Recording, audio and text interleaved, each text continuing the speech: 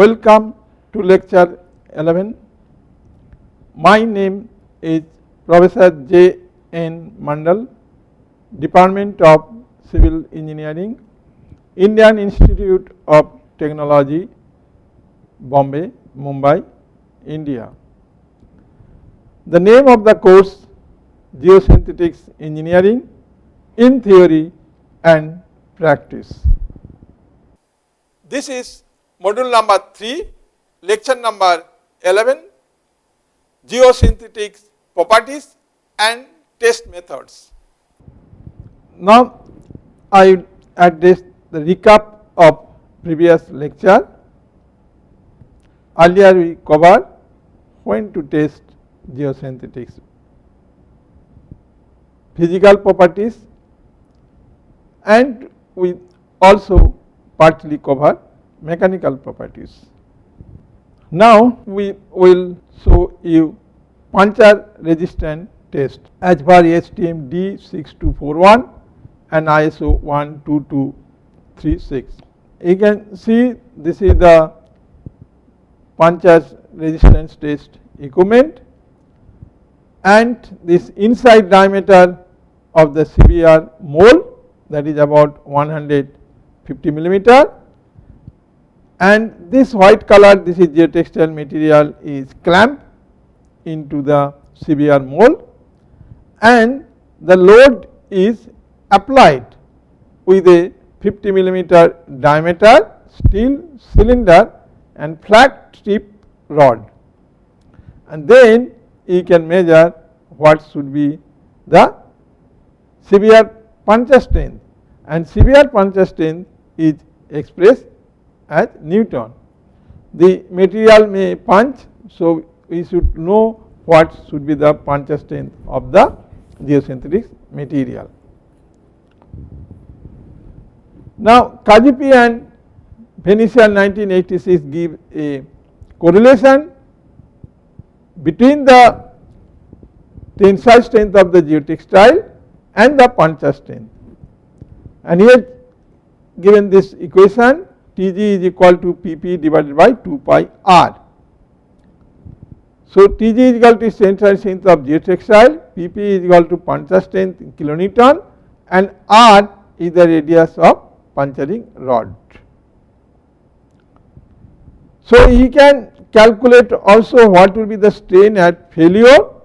This you can calculate by d minus h by h into 100. This is as per DIN standard.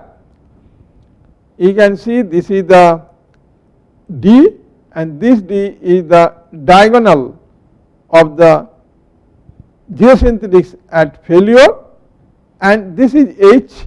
H is equal to horizontal distance between the outer edge of the plunger and inner edge of the mold. So, if you know d and the h, so you can calculate what will be the strain at failure in percentage using this equation. Now, we will discuss analytical analysis of puncture resistance. Now, geotextile may puncture due to the presence of any sharp stone or root during the backfilling of the soil and compaction by the roller and or traffic load. You can see that here this is the geotextile material and vertical force exerted onto the geotextile material here. So, this T vertical can be expressed as pi into dA into dH into Pg into S dash, where dA is the average diameter of the puncture objective and dH is the protrusion height, that is equal to d of A, and Pg is the pressure on the geotextile from tire, and S dash, which you call shape factor, is equal to 1 minus S. S is equal to sphericity of the object. So, if you know this right hand side, then you can calculate also the what will be the T vertical or then vertical force exerted on the geotextile. Now this vertical force can be converted into the tensile force of the geotextile. So T vertical by T required is dA by di. So T required is the required tensile strength of the geotextile, and dA is average diameter of the punching objective, and di is the apparent opening size of the geotextile. Hence T required, you can calculate that T vertical divided by dA by di. Again you have calculated earlier what is T vertical. So T vertical is this, pi into dA into dH Pg into S dash. So you can substitute this value of T vertical, pi into dA into this dA into Pg into S bar by di, this di. So divided by d of A. So you can have that pi into dA into Pg into S dash into di. So you can make a design chart for required puncture resistance due to the application of the pressure at the geotextile stone interface, and you considering that what should be the factor of safety, assuming the factor of safety is equal to 2.5. So this figure shows the relationship between pressure at the geotextile stone interface, and this y-axis shows that what will be the required puncture resistance with this factor of safety, and with that S dash value is 0.25 and di is 0.40, and this is the number of the stone diameter starting from 25 millimeter diameter stone, 50, 60, 90, 125, 150, 200 and the 300 millimeter diameter stone. So if you know that what should be the pressure of geotextile stone interface, so then if you know that what will be the stone diameter you have, then correspondingly you can also calculate that what will be the puncture resistance of the geotextile material. I am giving one example. Determine the required puncture resistance of a geotextile when apparent opening size of the geotextile is 0.40 millimeter, size of the rock 30 centimeter, sphericity of the rock 0.24, tar pressure 800 kilopascal and factor of safety 2.5. So we know what is di 0.40 millimeter is equal to 0.040 centimeter, S value is given is 0.24 sphericity of the rock, and dA we know that is 30 centimeter, that is this size of the rock, and Pg is equal to 800 kilopascal. So this is the tar pressure 800 kilopascal, and you know shape factor S that is equal to 1 minus S, S is given 0.24. So shape factor S dash will be equal to 1 minus 0.24 means 0.76. So T required, we know this equation, pi into dA into Pg into S dash into di, pi into dA is equal to your this 0.30, and then your Pg is equal to 800 kilopascal, and then your S dash is equal to 0.76 into your d of I, which is this, that means 0.00040, because in terms of the kilonewton it will be 0.229211 kilonewton, that means 229.2 Newton. So factor of safety with 2.5, so T required will be 229.2 into 2.5 is equal to 573 Newton. So it will be 573 Newton. So you can see also from this figure, if you consider that diameter is about would size of the rock, that means 30 centimeter, your tar pressure 800 kilopascal. You can see tar pressure somewhere here 800 kilopascal and diameter is 30. So, you can calculate also what will be the puncture strength, which will be about 573, somewhere here 573, somewhere here. Okay. So, from this curve also you can calculate what will be the puncture strength. Next, we will conduct the penetration resistance test, or it called DOP test or DOPCon. It is called impact strength as per ISO 13433, or it called the TR or impact resistance. Now, this test method can be simulate the stresses in geosynthetics when a rock fall on it. Now, how we can simulate the field problem and the laboratory problem of penetration resistance test. Look at it, this picture, this is the geotextile material, and sometimes may some aggregate drop in the downward direction toward the subgrade, which where this geotextile material may damage. So, this aggregate can penetrate into the geotextile material, or there is a possibility for any aggregate is pushed upward.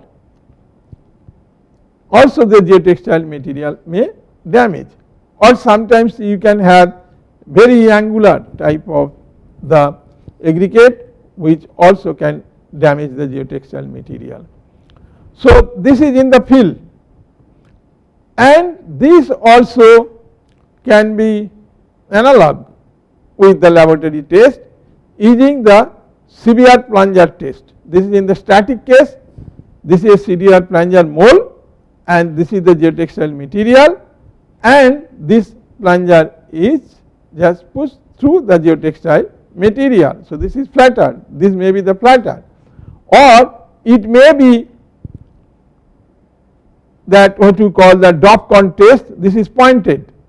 So, this is the mole, this we call the DOP test, and this is the dynamic case, because this cone, solid cone will drop from a particular height onto the geotextile material which is clamped with this mold, and then geotextile material will be tear it up or it form a hole.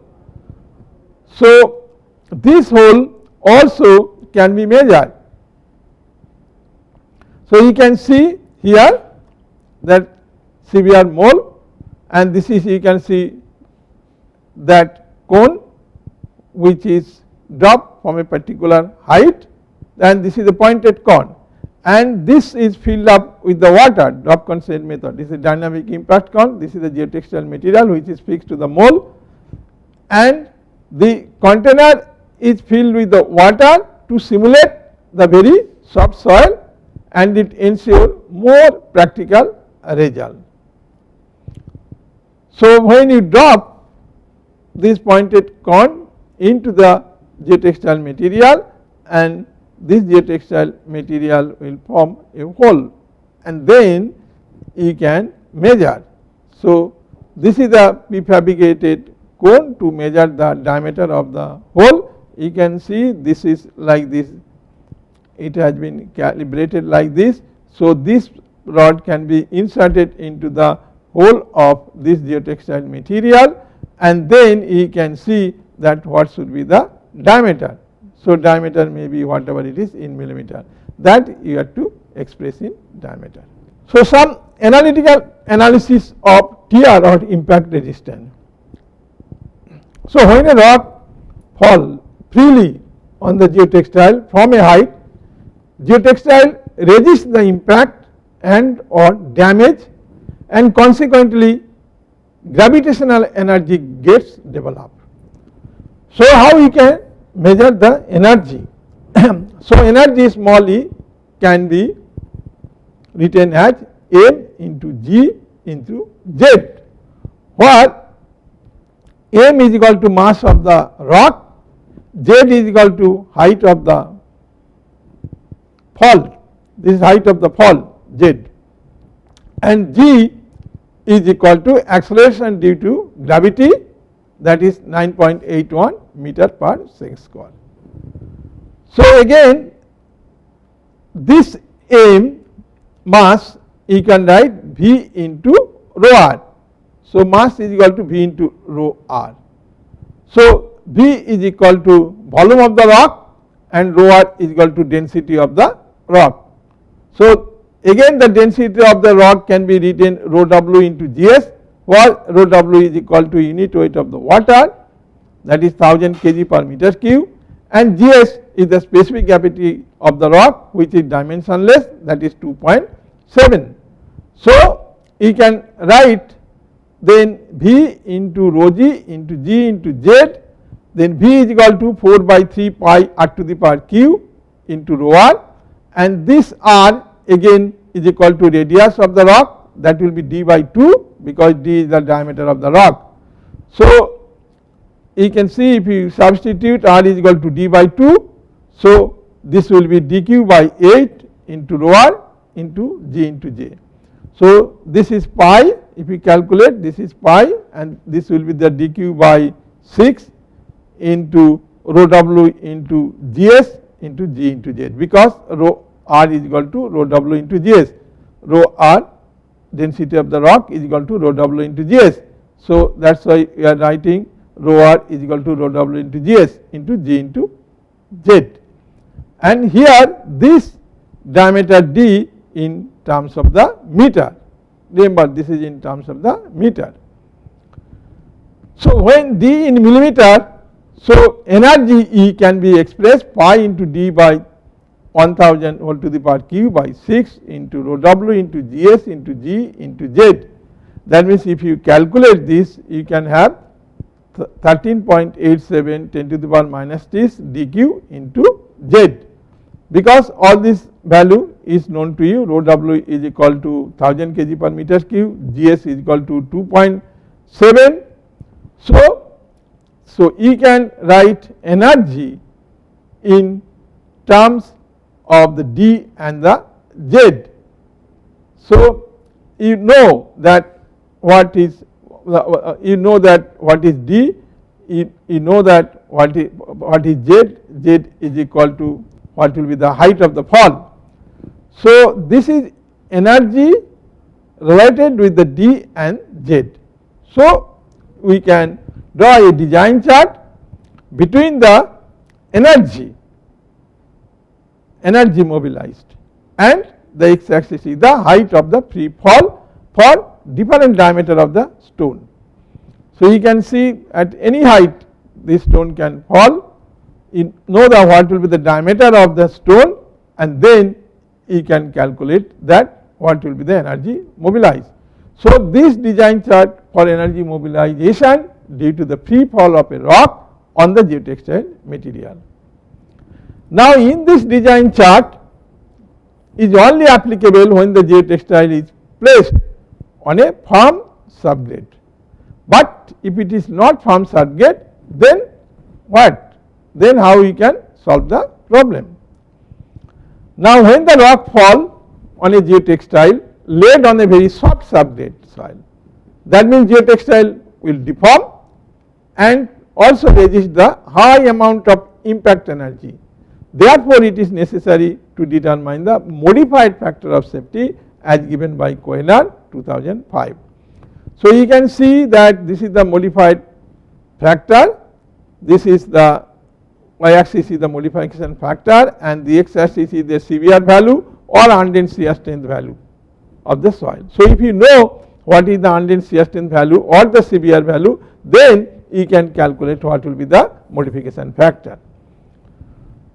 So then if required, E required will be E by modification factor. So E is the maximum energy developed if the geotextile is on the hard surface, and E required is equal to required impact energy of geotextile. So you can calculate factor of safety is equal to E allowable divided by E required. So let us solve one example. You calculate the mobilized energy due to free falling of a rock of 350 millimeter diameter from a height of 2 meter of the geotextile. If the CBR of the subsoil is 3, allowable impact strength of geotextile is 35 joule, calculate the factor of safety. So, we know that D is equal to, that means rock diameter D is equal to 350 millimeter and height 2 meter, this fall height 2 meter to the geotextile. So, mobilized energy E, you know the equation 13.87 10 to the minus 6 d to the power q into z. So, D is 350 into q into z is 2 meter. So, if we calculate, you will have the mobilized energy 1189.35 joule. Now, let us say that for a CBR value 3, what will be the modification factor? So, from this curve, so if you know the CBR value here 3, so modification factor is between 10 to 20, it will be the 50. So, energy required, E required will be equal to 1189.35 by 15. 1189.35 we have got the mobilized energy, this divided by 15 is the modification factor, this will give the energy required 79.29 joules. So, factor of safety is equal to E allowable by E required. So, factor of safety is equal to 35, this divided by 79.29, that is E required, and we have calculated as what is E allowable. So, you can see that here factor of safety value is on the lower side, that means 0.04. So, it is not okay. So, geotextile will damage. So, you have to be think about the alternative geotextile material in order that the geotextile may not be damaged. Next, we will discuss the tensile behavior of geogrid, STM D6637. This is one of the very important parameter of geosynthetics engineering, because this material will be used in many area in civil engineering. Now, I discuss also the earlier for this tensile strength of the geotextile material. Now, geotextile material may be the woven geotextile material or it may be the non-woven geotextile material, and the size of the sample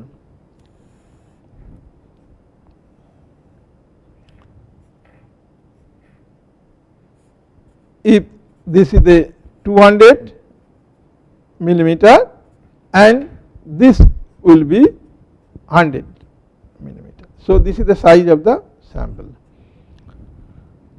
So, there are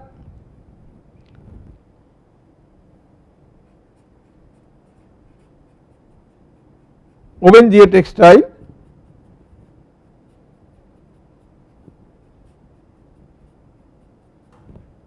okay.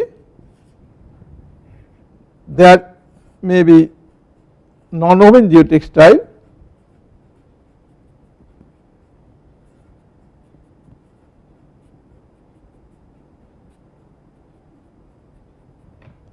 or there may be geogrid.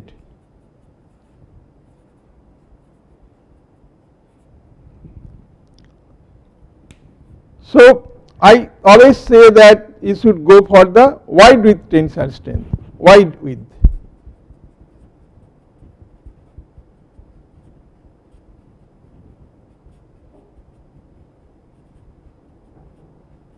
Tensile strength.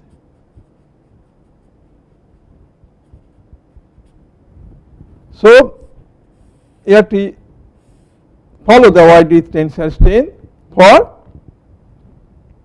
the calculation of the tensile strength of the woven geotextile material, non-woven geotextile material and geogrid, and the size of the specimen will be 200 by 100 millimeter. So, this gauge length will be about 100 millimeter. So, I am showing you that some sample that for this is the open geotextile material. You can see this is open geotextile material. I said that which filament is very random.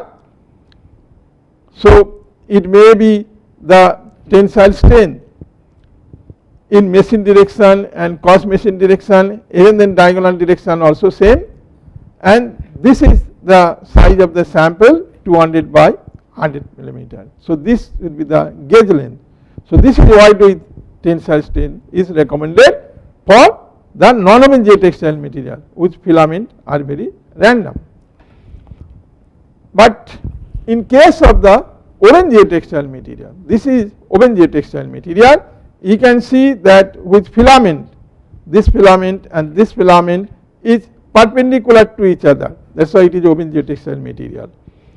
And when you will perform the test, this clamp, this is 100 millimeter, this is 200 millimeter, and before clamping, some of the filament you have to take it out from both the side.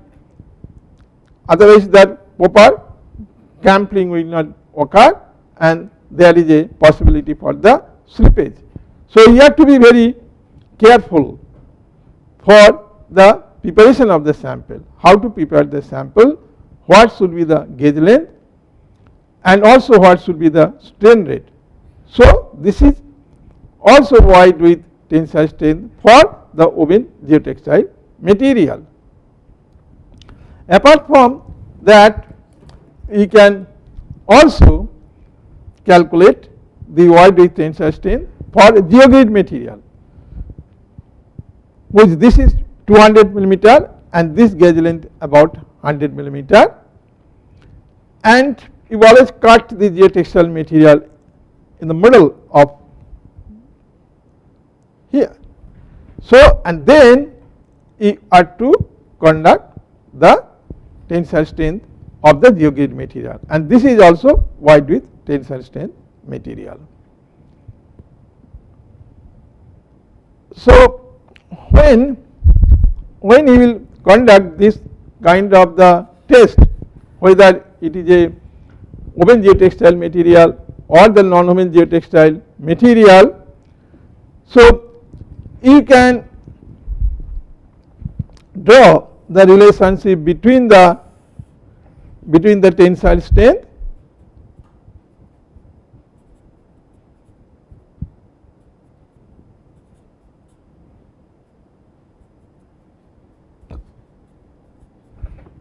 and the strain,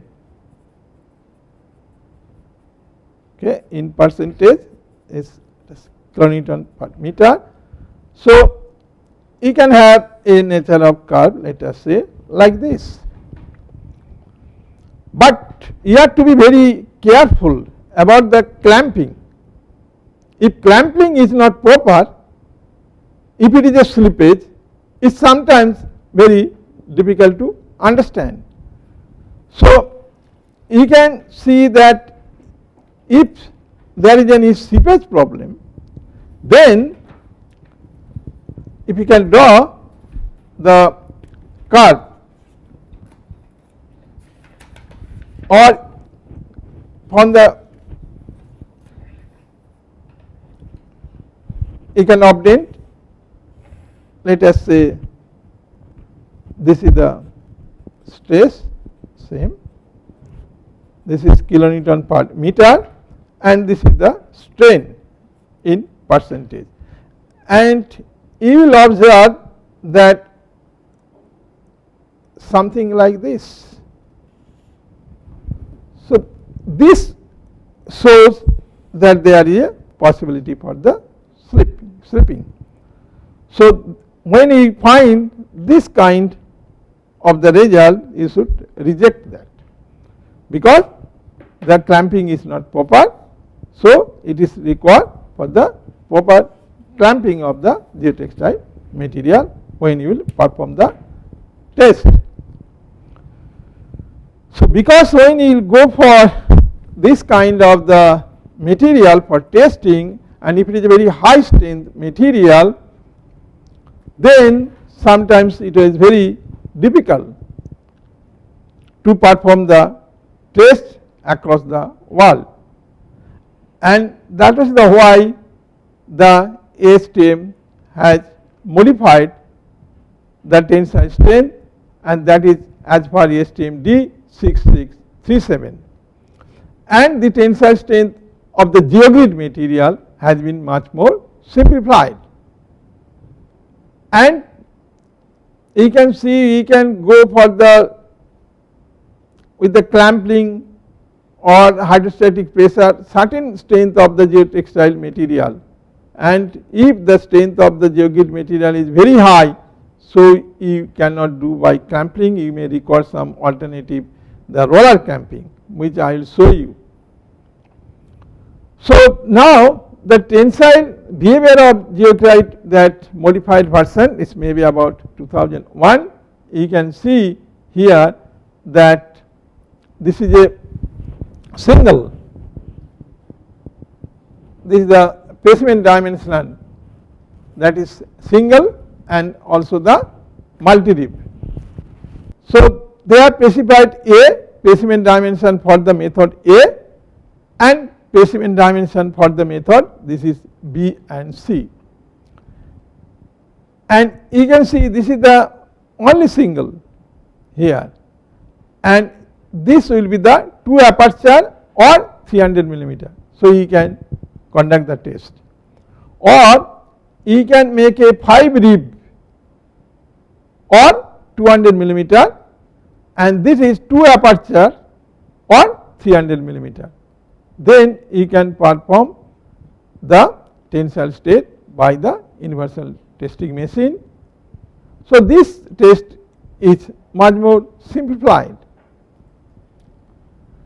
So for the geogrid wide width method B and C, minimum width of the sample contain 5 rib or is 200 plus minus 3 millimeter, and length of the sample contain 2 aperture or 3 junction or is 300 millimeter, because different manufacturers have their different opening size and the junction. So that is why some variation is there, and test to be conducted in the tensile testing machine at a strain rate of 10 plus minus 3% per minute. But if you use the IS method, the strain rate is about 20 plus minus 3% per minute. Using the hydraulic clamping grip, the tensile strength of the geotextile can be measured in between 30 to 120 kilonewton per meter, because you cannot go beyond that in a hydraulic clamping, because there is a possibility for slipping. If the tensile strength is more than 120 kilonewton per meter, most of the cases in case of the geogrid, but in general in case of woven and non-woven geotextile material, okay, you can go by the hydraulic clamping, which the tensile strength value maybe lies between 30 to 120 kilonewton per meter. But in case of the geogrid material, then it is sometimes difficult to use the hydraulic clamping grip, because the tensile strength value is much higher. So if the tensile strength value is more than 120 kilonewton per meter, so you should use the roller grip. So roller grip generally used. So you can see this is multi-rib geogrid tensile testing machine with the hydraulic clamping. You can see type of the failure after test, and this is the multi-rib geogrid tensile testing, and this is the roller grip, this is the roller grip. If you to perform with the very high strength of the geogrid, so you could use this roller grip. So this figure shows the force versus that extension of the geogrid material with wide tensile strength, and then you have to calculate what will be the tensile strength of the geogrid. So you can see what will be the breaking load into C. What is C? C is equal to Nm by Ns. Nm is equal to minimum number of tensile element within 1 meter width of the product.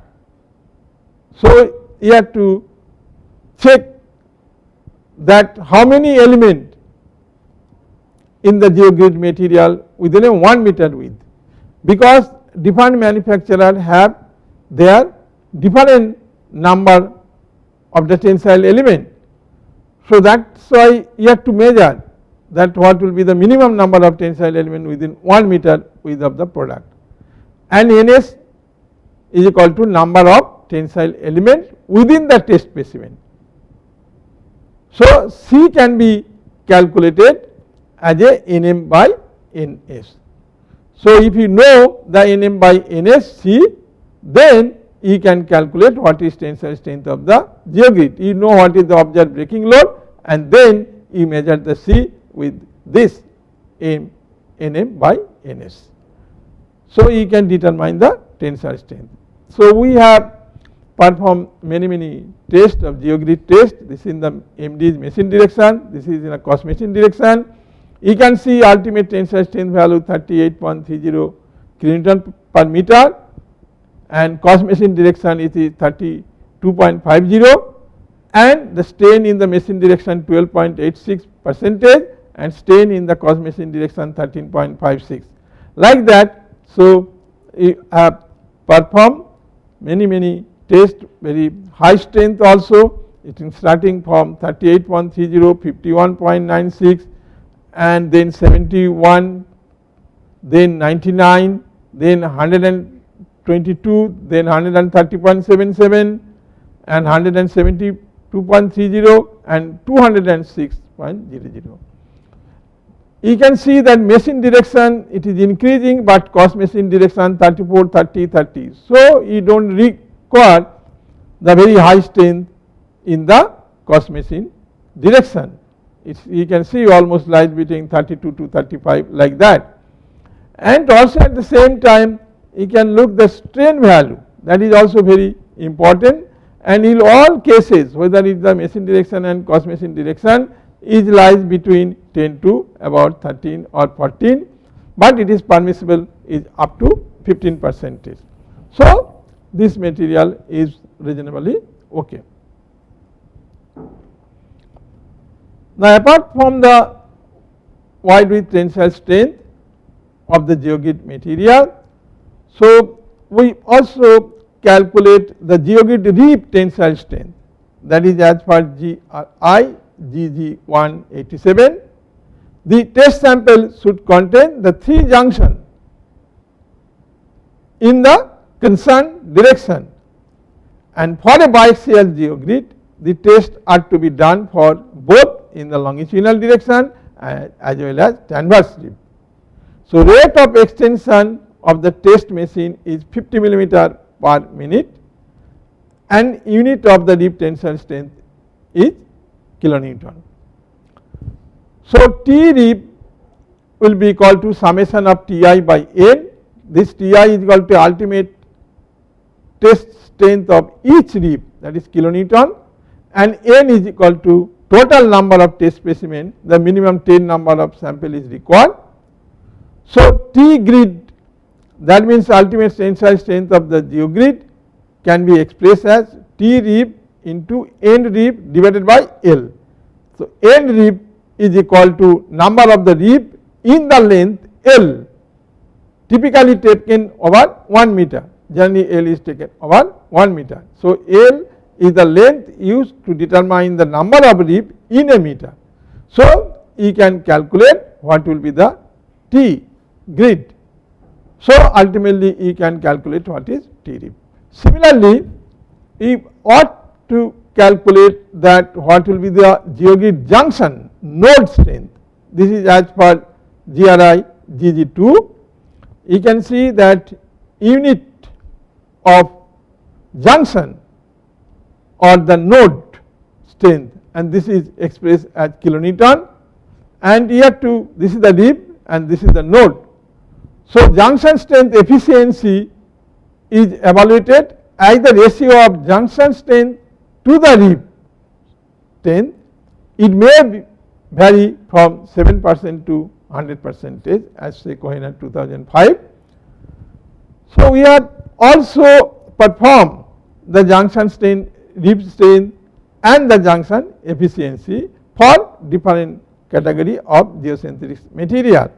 You can see we can obtain the junction strength in kilonewton, some GeoGit 1 0.825, GeoGit 2 1.01, GeoGit 3 0.87, GeoGit 4 0.86 and GeoGit 5 0.93.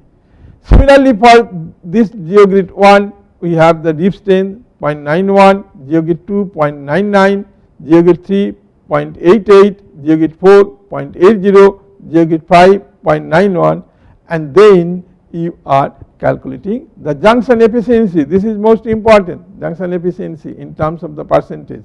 So, this from this you can have the 90.65 percentage, 102.02 percentage, 98.86 percentage, 107.5 percentage, 102.2 percent. It is more than 100 percentage also the efficiency comes. So, this is very important, that because sometimes the biaxial GeoGit used at the between the subgrade and the ballast for the railway. So, this efficiency is very important. So, one has to perform the efficiency of the geogrid material. Also there are geocell. You have seen this is a hexagonal cell, and also you are to determine that what will be the junction strength of the geocell material. This is just one clamping arrangement has shown that how you can calculate the junction strength of the geocell material. Next we will discuss tensile strength of the gabion, that is ASTM A975 in 97 and this is reapproved in 2003. So, this left hand side, this is the gabion, this is the before the test. You can see this is a hexagonal and these are this is galvanized mild steel, and this galvanized mild steel also is twisted here, okay, here. So, this steel also metallic coated steel wire meshes require two type of the test. One test load is to be applied parallel to the axis of the twist. You can see parallel to the axis of the, this is the twist, and another load is applied to the perpendicular to the axis of the twist. And this is our this IIT Bombay equipment for performing the gabion test. This is a huge test, and this is the clamping arrangement. This gabion is fixed here with the clamping at the bottom and at the top, and then failure will occur. At least one mesh fell away from the gripping point, otherwise sample is to be rejected. So, I say that how what will be the value of this gabion test either in the longitudinal direction and also in the transverse direction. So, these are the results. You can see that tensile strength of gabion mesh parallel to the twist is 40 kilonewton per meter, and tensile strength of gabion mesh perpendicular to the twist is 22.95 kilonewton per meter. At the same time, you have to calculate the tensile strength of the wire, which is 465.50 kilonewton per millimeter square. Also, you have to calculate what will be the weight of the zinc, which is here 464.31 gram per millimeter square. So, how to calculate the weight of the zinc, and this is tensile strength of the wire as it is 25 centimeter rod, and then you conduct in structural engineering most of the time you know that this will be the strength what it is required for this. But how to calculate the weight of the zinc? So, to calculate the weight of the zinc, so we had to perform the testing zinc coating on a galvanized mild steel of the wire. This is as per BS 443 1982. It is very important that one should know in the mild steel how much galvanized they are. Otherwise, there is a possibility for the corrosion. So what you have to do that firstly clean the test specimen with the aid of the methylate spirit and whip it with a dry soft cloth, and then take the initial weight of the dry zinc coated steel ware sample, and let us say that weight is W1, and then immerse the specimen into the solution made of 5 milliliter of antimony chloride solution and 100 ml hydrochloric acid of density between 1.16 and 1.18. After action is over, take out the ware from the acid, wash it thoroughly with water and make it dry, and weight of the dry steel ware after immersion into the acid, let us say W2. So mass of the zinc coating ware is expressed as gram per meter square, that means that is W1 minus W2 divided by pi into D into L, and where D is the diameter of the steel ware, generally we take the 3 millimeter, and length of the steel ware is less than equal to 100 millimeter, then you can calculate what will be the surface area of the ware is pi dl. So mass of the zinc coating area you can calculate W1 minus W2 by pi dl, or surface area of the ware. So test result of a double twisted hexagonal ware mesh gabion, that is metallic coated steel ware gabion. So you can calculate from this that what will be the weight of zinc. So we have performed this test and we find that weight of the zinc about 464.31 gram per millimeter square. So it is in the permissible limit. Similarly, tensile strength also within the permissible limit. Next we will discuss direct shear test, that is as per STM-D 5321 and ISO 12957.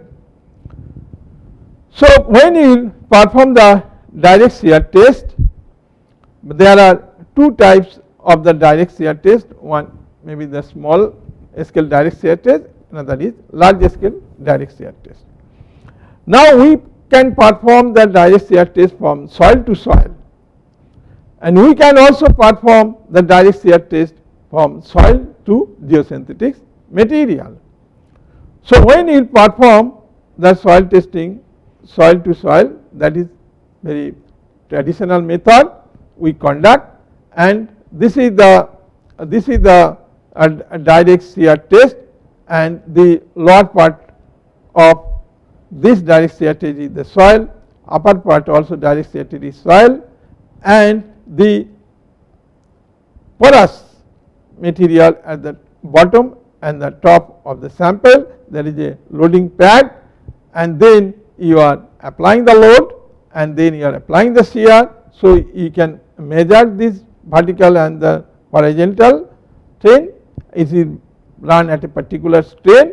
So you can calculate that what should be the C value, cohesion value of the soil, and also what will be the angle of internal friction angle of the soil.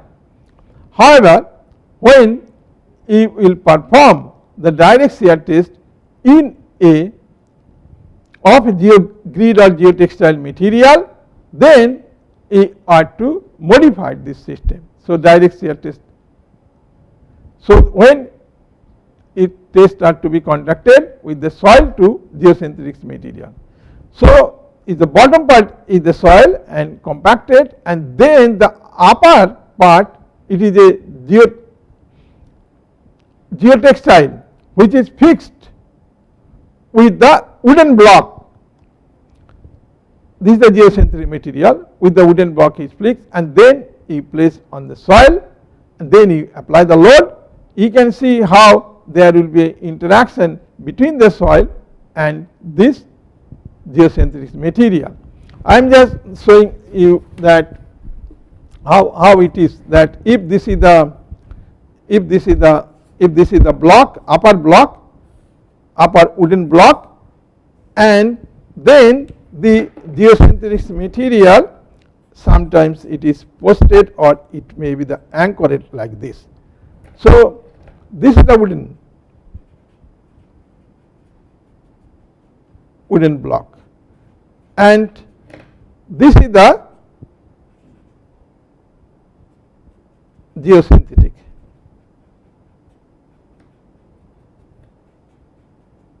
This is the geosynthetic material, and this is the upper, and the lower part is the soil.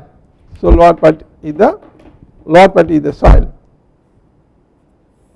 Lower part of the shear box, it is the soil. This is the soil.